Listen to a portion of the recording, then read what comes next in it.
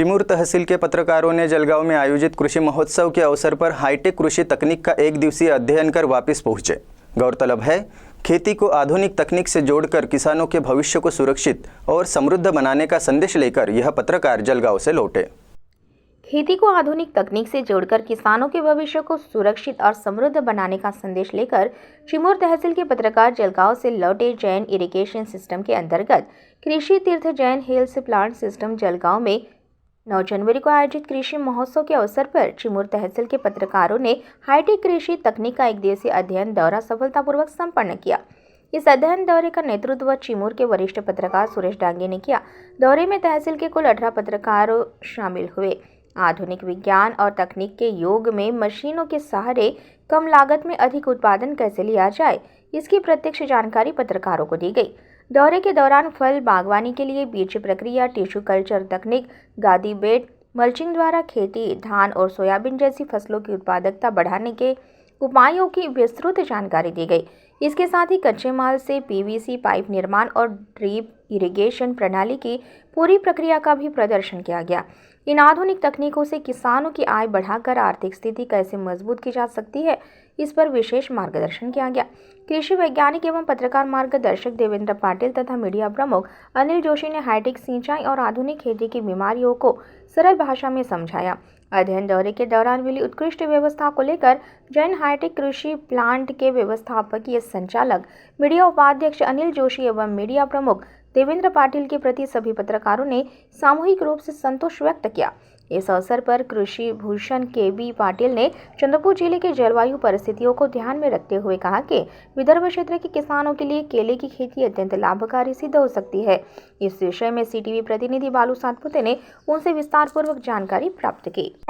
विदर्भाचा विचार केला, ज्या ठिकाणी शेतकरी आपला कापूस सोयाबीन या पिकावरती थांबलेला आहे, खऱ्या अर्थाने जर आपण बघितलं तर मोठ्या प्रमाणामध्ये पाण्याची उपलब्धता विदर्भामध्ये आहे। आपल्या चंद्रपूरचं उदाहरण आपण घेतलं तर लाल मातीच्या जमिनी आहे, वाळुकामय निचऱ्याच्या जमिनी आहे, काळ्या मातीची जमीन आहे, पाण्याची उपलब्धता आहे। परंतु त्या पद्धतीने हॉर्टिकल्चर सेक्टर आपल्या भागामध्ये विकसित नाही। ज्या ठिकाणी आपण बघितलं अमरावती असेल, यवतमाळ असेल, नागपूर असेल, तर संत्र्याची शेती आज आपण करतोय, पण ती ही पारंपरिक पद्धतीने आहे आणि म्हणून आपल्याला भविष्याच्या काळामध्ये पीक पद्धती ही बदलावी लागेल आणि ती पीक पद्धती बदलून पुढे जावं लागेल।